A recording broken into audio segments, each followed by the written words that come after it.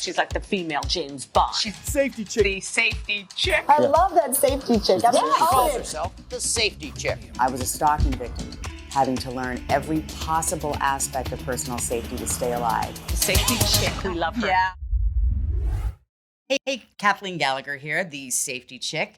And nearly 25 years after Cal Poly freshman Kristen Smart vanished following a frat party, a California man who's been named as a primary suspect in her disappearance has been arrested and charged with her murder. Paul Flores, who walked Smart home from the party and was the last person to see her alive in 1996, was taken into custody on Tuesday in San Pedro, California, and booked into the San Luis Obispo County Jail. Smart was 19 and a freshman at California Polytechnic State University San Luis Obispo campus when she vanished on Memorial Day weekend in 1996. She'd attended an off-campus frat party and was later found passed out drunk on a neighbor's lawn at 2:30 a.m. While a few students stepped in to wake Kristen up, it was Flores who walked her home and who became the last person to see her alive. Flores, who also attended Cal Poly, later told cops Kristen was walking real slow and that he hugged her waist to keep her warm on the chilly stroll back to her Muir Hall dorm. Flores told authorities that he returned to his home in his room in San Lucio Hall after dropping her off. In November 2016, 4 women came forward to say that Paul Flores sexually assaulted them. One of the accusers alleges Flores and a friend drugged and raped her in 1994, and when she was a sophomore in high school. A second woman who attended Cal Poly said Flores groped her at a Halloween dance party in 1995, and that he tried to rape her in the bathroom at her friend's birthday party that same year. Those victims added greatly to the evidence against Flores, and ultimately, after all these years, he was arrested. It is always extremely important to report even an attempted sexual assault or attack right after it happens. By doing so, you could possibly save someone else from becoming a victim. There are also lessons that can be learned from victims who narrowly escape a murderer. What did they do that made the difference between life and death? My guest today can shed some light on this subject. Wendy Whitman had a 2-decade career in television covering high-profile murder cases. She spent 15 years as an executive and producer at Court TV and another several at HLN for the Nancy Grace Show, where she appeared on air as a producer/reporter. She has received 3 Telly Awards and a GLAAD nomination, among many accolades for her work. Wendy, thanks so much for being here. After so many years covering murder cases, you must have seen everything. Can you share with us some cases of survivors that escaped with their life while others were not so fortunate? Well, thanks for having me on, Kathleen. There are 3 specific cases that come to mind about people who survived. And I think the fascination from the average person when they hear these kind of stories is they picture themselves in that situation. And if you would have the presence of mind or not to try to figure out a way to make it through alive when it looks obviously very unlikely. The first case, and this is when I was a very small child, the Richard Speck, the Chicago nurses. He murdered eight student nurses, and there was a 9th. And how he did it was he had some what he considered a bad interaction with a nurse at some point in his life, and he took it out on these poor women. And this is back in 1966. So he broke into their dorm, and they were coming home like one at a time. So he told them, like they always do, no one will hurt you. I won't hurt you. But of course, that wasn't true. And he had them keep tying each other up. That's how he got the advantage, because it was 9-1 eventually, 9 of them and 1 of him. And one of them had the presence of mind to realize that he wasn't paying attention to the total count, and he was getting so distracted. So she hid under a bed and she survived. So that was someone who had the presence of mind in an incredibly stressful, obviously, situation to figure she had nothing to lose, and she did survive. She had a rough road of it after that, I'm sure, but she did identify him, for the trial and all of that. The next case that comes to mind is Dr. William Pettit. That was the Connecticut Cheshire case where these 2 men broke into the home at night and held the family hostage for hours. And for whatever reason, they didn't set their alarm that night, and that's a common thing that people seem to feel safe having an alarm, but they don't always set it. So in any event, he was the first one they came across. So they sort of hit him over the head and tied him up in the basement. And as much as they were there literally throughout the night and even took the wife to the bank in the morning, somehow he was a loose end that they forgot about, it's one of the weirder things I've ever seen in a case, because usually these killers pay attention to what they're doing.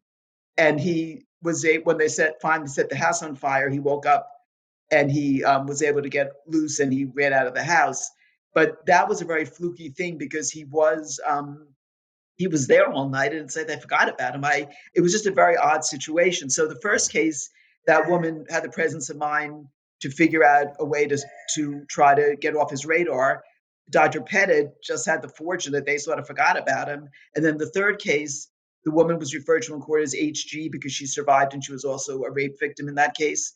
5 friends were killed by these 2 brothers in December of 2000 in the dead of winter in Wichita, Kansas.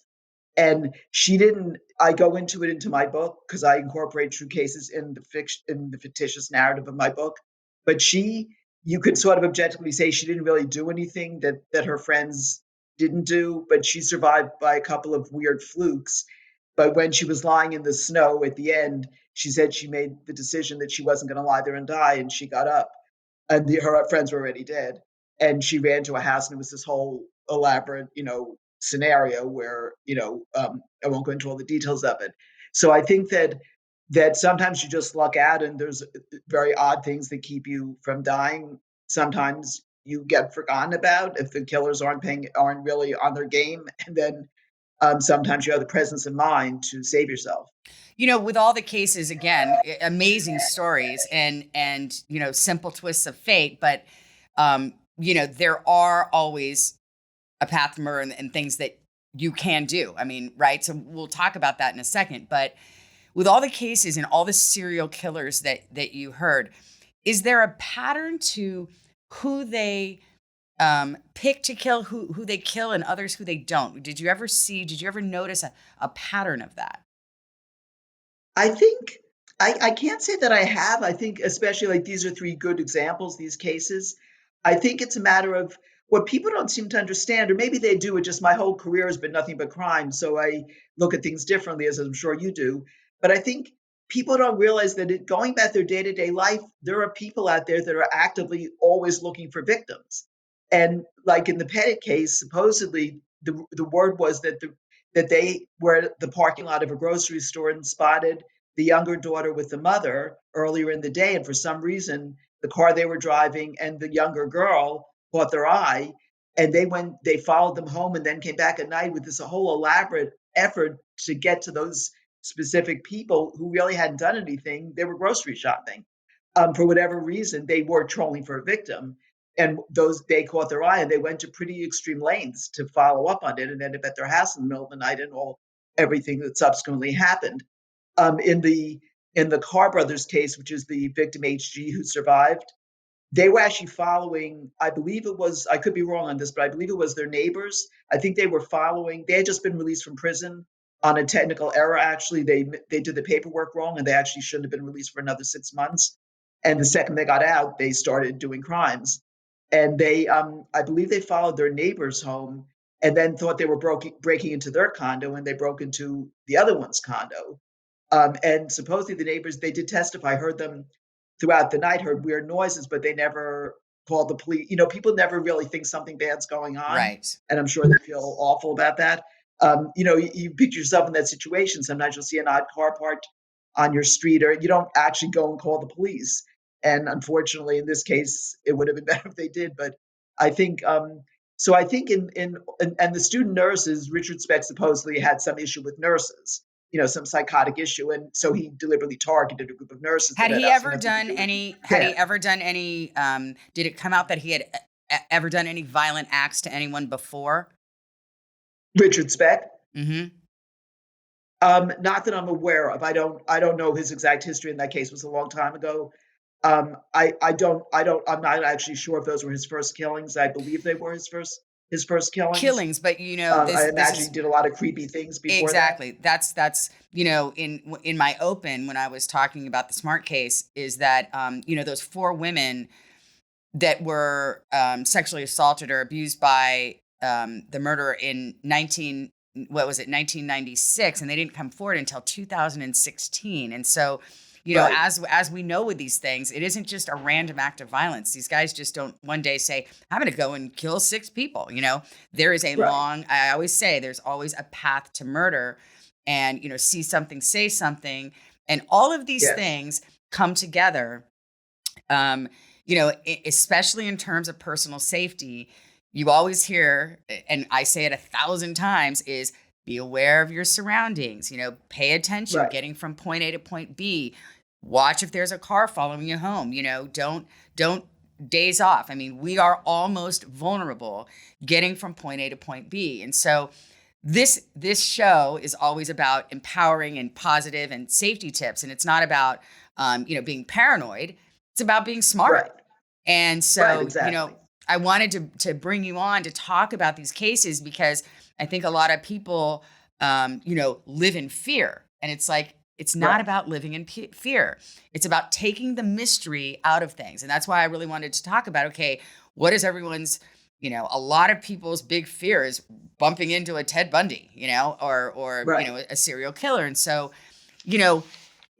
as we talk about, you named those 3. And, again, the takeaways from their survival. One was Right. in the moment, as you said, had the wherewithal to go hide under the bed, and that's the Right. thing. Do something. And I love what you were saying when we were talking about, you don't necessarily listen to the guy that is the psycho killer in front of you. He's probably not telling you the truth. So when he tells you Right. to be quiet and I won't kill you, it's Right. just a hunch, but he's probably lying. I mean, right. Right, So right. I'm being facetious, but of course. I think it's like a mental manipulation because that's like murder 101. They always say I'm not going to hurt you. Well, if he's already in your home with weapons, having you tie each other up, he's probably going to hurt you. Probably. And I just wanted to clarify one thing about the Carr brothers, about the neighbors. I think that's a good example because I think that I've had many situations, I can't think specifically offhand right now, where I thought, gee, should I call the police? Like, is that sort of weird? And then you think, nah, like I'm being crazy. And 9 times out of 10, yeah, that is going to be the situation that you wouldn't do it. And you would assume nothing's really going on. I mean, I've heard noises, everyone has, and seen a car or done something. And it's that one time in a million that you don't act. Again, I go back to the see something, say something, because again, if you feel in your gut and people, your neighborhoods, right? Yeah. Especially if you live in a, any town USA type neighborhood, the cars, who's parked there, who's supposed to be there, who isn't. I mean, it's harder in the bigger apartment complexes because there's a lot of comings and goings. And that's where, I mean, truly you need to be on heightened alert because there Right. is a lot of, coming and going with the big apartment complexes and who's doing what. That's why you really have to pay attention getting from point A to point B. When you get to your car, really circle around and see who's around it ahead of time, not when you're, just opening your door and somebody is surprising you. And so it's all about exactly what you're saying. So what other kind of profound behaviors did you become really aware of when you started covering all these cases? What do you mean by profound behaviors? Like, Of the criminals? yes, of the serial killer, of the murderers, not always the serial killers either, right? Because you've done everything, and Right. Nancy Grace is phenomenal how she covers Right. crime, right? So, Right. what kinds of things from the murderers really stuck with you over all these years and hearing all the different cases? Well, there are 2 specific cases that really stuck with me that literally gave me nightmares. And we always say that after working at a court TV or just dealing with crime on a day-to-day basis over a period of decades, really, it is hard not to become paranoid. It is hard not to mistrust almost everyone. Like the nicer someone is to me, a stranger, the more I suspect them of having bad intentions. And I think we just saw the gamut of from very high level people to, people think a murderer, they have a picture of someone, but it could be anybody. It could be your husband, I mean, it could literally be anybody. And I think there were two cases that were just particularly horrific cases. And I think part of the reason all victims are sympathetic, but this was, for whatever reason, certain cases end up getting to you more. And the details, I won't go into all the horrific details of these two cases, but one was the Tennessee case of Shannon Christian and her boyfriend, Christopher Newsom, and they were just out on a date. They had been hanging out at her friend's apartment and they were going to move on to a party. And they had both cars there. So he was sort of leaning into her car to kiss her goodnight, or just to kiss her. They were going to then go at the next place. And this gang of carjackers pushed them. They were just going to carjack them, but another car came passing by. So they shoved them into the car and went in. And then when they saw they had these two young kids, it turned into this horrific weekend of murder. And again, they were known as a local sort of carjacking gang. And I don't know if they ever killed anyone before that. They were not tried for anyone before that. And how it turned into one of the absolute worst cases I've ever seen. And of all the victims we've covered, she really suffered. And it's just hard to wrap your brain around how people can be that vicious, evil and vicious to total strangers who are so scared out of their minds, who have done absolutely nothing to them. And I always tell people, if you picture yourself, it's hard to picture yourself as the killer if you're normal, but try to picture yourself as the killer, people begging for their life, terrified out of their mind, and then you can inflict such torture and evilness on people. It really does give you a very distressing view of human beings. Well, and that's not honestly, that that's your typical person, but there are enough it isn't, of them, But that is exactly why, I do what I do. It's not about being paranoid. It's about being smart and realizing that there are predators out there. We don't live in fantasy land. So, you can't just walk through life thinking, or that, we need to do something with our society because there's, so much, crime out there. And the bottom line is there's good and there's evil. There's mental illness, there's predators, and it just is what it is. So in order to live truly a safe and positive and empowered life, you have to care about your personal safety. It has to be the core to everything you do. This is why I started my company, because, the it'll never happen to me, or living extremely paranoid, because paranoid is just the same. You have these blinders on, you're living in a corner. That's no way to live your life. You want your shoulders back, you want your chin up, you want to be aware of your surroundings and be strong, because that's how that's how you can prepare for somebody wishing to do you harm, because you don't want to let them, get up here. By then it's a 50-50 proposition, right? You want to see them well before they're coming. That's why you turn the alarm on your house. That's why you build the perimeter of safety, lights, all the different barriers, gates, all that stuff, personal information, all of the things that we talk about on this show. It's all a big piece of a, positive and safety driven life, for this very reason, that we can't control everybody that's out there. But we can control ourselves to the best we can, ourselves and our family. And so, that's, and I think just to interject here, in the Carr brothers case, there were of the five, they were all, I believe, in their 20s, and three of them were teachers. I mean, they were such innocent victims, such good people. Three of them were teachers. One was a finance guy, and one was studying to become a priest. They were all sleeping in that townhouse that night. I forget who owned it and all of that.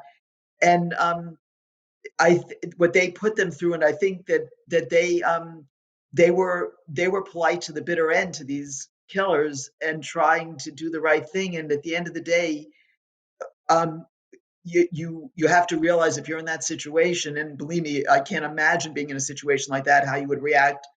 And it is impossible to picture yourself living through something like that. But the message to everyone is they're not going to cut you a break. and you're not dealing with normal people, you're dealing with pure evil. And I used to think that, oh, anyone who commits a crime is just crazy, and now I think no, a lot of them are pure evil. They know they get off on hurting people. There are many cases, I don't remember all the different ones, but there are definitely cases where people have gotten away from the killer. I think Polly Klaas, there was another previous person that did get away from him, and they said he was like manic when he was trying to kill her. And these people literally get off on it. So yes, are they crazy? I guess, but they're really evil. And unfortunately, there is a percent of the population that is just pure evil, and they live to hurt other people. And And you don't want to that's be the one they're going to hurt. So you can well, only do and so much, obviously. right. But as we were talking, when we talked before, what what I want this show to be about is, you always, the odds of being a, victim of a serial killer, I don't even know what the percentage is, but it's extremely small. I mean, it's extremely, small. extremely small. But you Yeah. always have to go down the path of like, okay, what do I do if I'm in this situation? What do I do if I'm in the, because preparation is key to life, right? Yeah. So throwing it out there, it's very important what you said. And I want our listeners and viewers to understand, if you ever find yourself in a situation like that, you got to fight. You've got to be Yeah. on your game, and I know that's ridiculous because you'd be, absolutely apoplectic. But at the same time, I always say I've interviewed and I've come across hundreds of crime victims, and myself, I was tied up and taken out, kidnapped. And within us, we all have that fight. When we're in a life-threatening situation, we all have that fight or flight. And so, if you find yourself in that situation, you have to reel yourself in because it's you against them. And, all these little things like the people that got away, it's that they made some decision at some point, like, I'm going for it. I see my window of opportunity. Or like, as you said, as we talked about with a group, if it's a group of people, shoot, even if the guy has a weapon, you guys all have to gang up and go after him. It's the same thing as, run, hide, fight in active shooters. We teach you that if there's a gunman and, you're a group of people, you guys all go after him, regardless of a weapon or not, because, somebody is going to overtake him and get that weapon. So that's the key, is that, there's always something you can do to try to fight, because you never know. Yeah. And I think, again, like in the Carr brothers were the five of them, they were very close friends. And it was the only case I've ever seen where when she gave her victim impact statement, HG, the survivor, the prosecutors were literally sobbing through her impact statement. It was the most amazing thing I've ever seen in my life in a courtroom. And I think that they were all looking out for each other, and they thought they could tough it out through the night somehow. And they probably could have ganged up on them, and maybe one or two of them would have been shot or whatever. In retrospect, Monday morning quarterbacking here, but I think that they were consciously trying to make sure none of them got hurt, and unfortunately, they all got hurt. And I think it's just an impossible situation to be in. So that's, and you're right. It's in that situation when they're, they could try to overpower, someone might get hurt, but look at the alternative. Look at what happened. Right. And the other thing that you and I were talking about is, and we hear this all the time, if they are trying to pull you in a car or take you to another area, do everything in your power. Run, hide, fight, scream, yell, kick, punch, even if he has a weapon, because the minute you get in that car or the minute they move you, you're in trouble. So that's what happened in the Carr case at the end of the night after tormenting them. I mean, what they went through, I'm sure they were so shell shocked. I mean, to picture yourself in that situation, but they moved them from their townhouse to a soccer field, and that's where they shot them. And this was an a terrible winter storm in Wichita in December. It must have been so cold. And I mean, they were just so traumatized by that point. I think they just couldn't,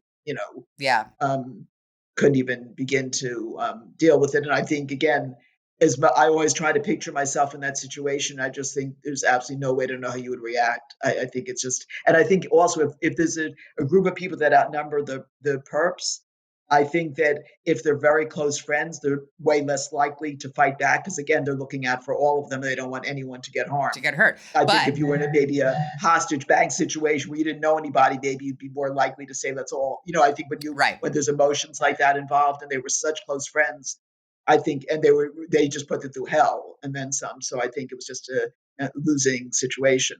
And that's why, I mean, again, for people out there listening or viewing, putting this into people's heads, it's the same thing as we're being trained with active shooter because it's more and more prevalent, run, hide, fight. Yeah.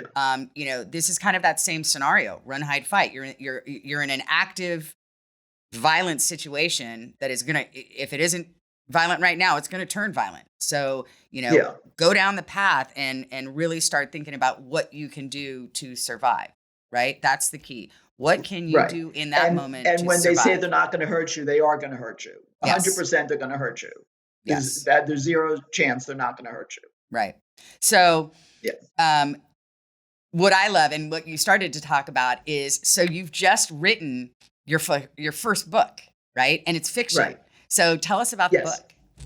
Premonition. Well, after working in crime television for so long, it seemed like a natural progression to write a book, and I kept thinking of different ways I could do it. And originally, I was just planning to do something nonfiction, like maybe pick a specific case I was obsessed with, or my take on the legal system and failings that I see and things like that. And literally one night in the middle of the night, it dawned on me I can do it as fiction.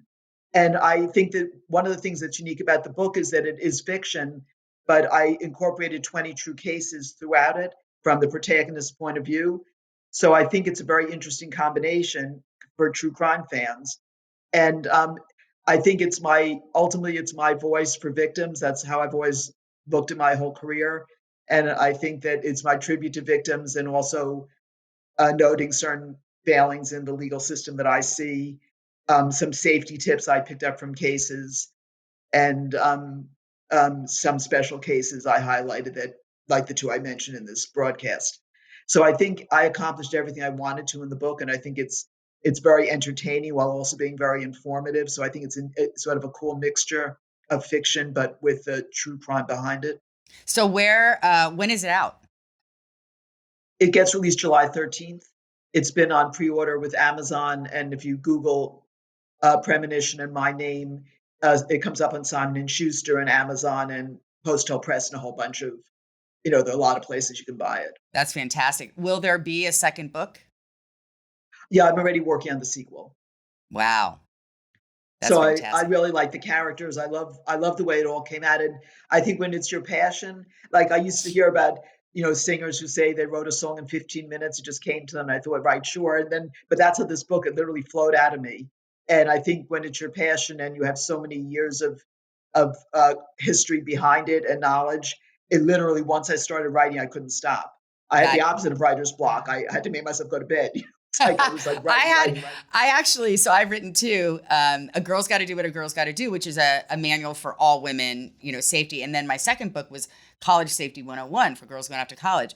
Right. But, and that was, I had that same experience where it just flowed out of me the first time. Yeah. But then, as you know, going through the editing process of it, it was like childbirth. I had to completely forget that I had done it before I could write another one, because it's hard. It's a lot of work. Yeah. It's a lot of work. But God, that sounds fantastic. A lot of editing and rewriting and everything. But I'm very happy with it. I'm proud of it. It is my tribute to murder victims. I think they get quite a raw deal all around, from the killer to the courtroom to everything. And I think that people, they get lost. They seem to always get lost in the shuffle somehow. Right.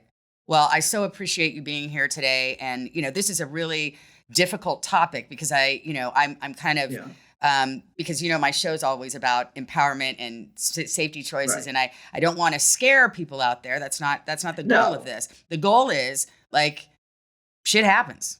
So, let's use, knowledge is power. So let's use experiences. Yeah. Let's use other people's experiences with it, what they did right, what they did wrong, because it may save a life down the road. Right. And again, it's like the risk reward, like it takes 5 seconds to set an alarm and the reward could be your life.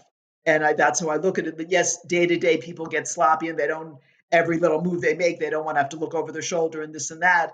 And I've been exposed to way too much of this stuff. So of course it's constantly on my mind, and to an average person, it's probably not.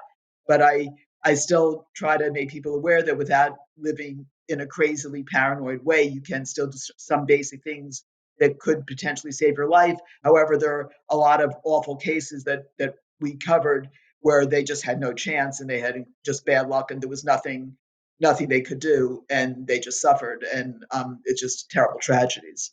Right. So, to those, and again, I can hardly wait to read your book. In fact, I have it. I have it, and I'm that's what I'm going to do this weekend. Great. But it is a testament, and I really appreciate you coming on and writing the book to give victims a voice and the respect that they deserve, because as you said, Right, the respect, because they didn't get the respect in death. They didn't get respectful death. Exactly. Thank you so much for being here today. And My pleasure. I really appreciate it. Very, very insightful. My pleasure. Thank you so much.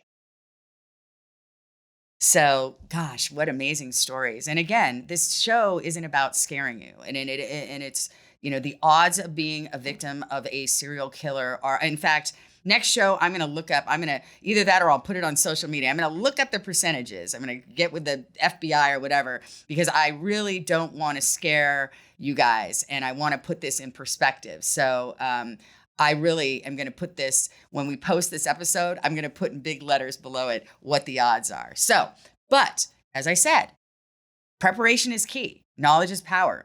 So I'm going to read a few tips, as Wendy and I were talking about, of what to do if you find yourself in that situation. And these tips, besides the first one, are really not in any particular order. Try like heck to keep your composure. You need to be focused on getting out of the situation. And as we said, I know that might sound crazy, like, are you kidding me? But no, seriously, within all of us, we have that fight or flight. And the more you can be, grounded and focused on the situation and what is around you, the better odds you have of survival. And again, do not let the assailant take you to another location. Fight like hell. Do not get into that. Whatever you have to do, scream, punch, kick, anything to not get you get into the car and allow that person to take you to another location, because it's really, really difficult. Look around for a way to escape. Even if the chances look slim, there's always, you never know. Like the woman that ran and slid under the bed. She saw her opportunity. Always look for that split-second opportunity. And again, I reiterate, yell, scream for help, make noise. If you're in a house and there's objects around you, use improvised weapons of any sort. Anything that's around you, use whatever you can as a weapon to fight. And as we said, if there's more than one of you, even if the assailant has a weapon, all of you can band together and fight, because that's the deal. You have to, in any situation, really believe and fight like hell, and don't let the bad guys win. Until next time. She's like the female James Bond. She's the safety chick. The safety chick. I love that safety chick. I'm She gonna calls own it. herself the safety chick. I was a stalking victim, having to learn every possible aspect of personal safety to stay alive. The safety chick. We love her. Yeah.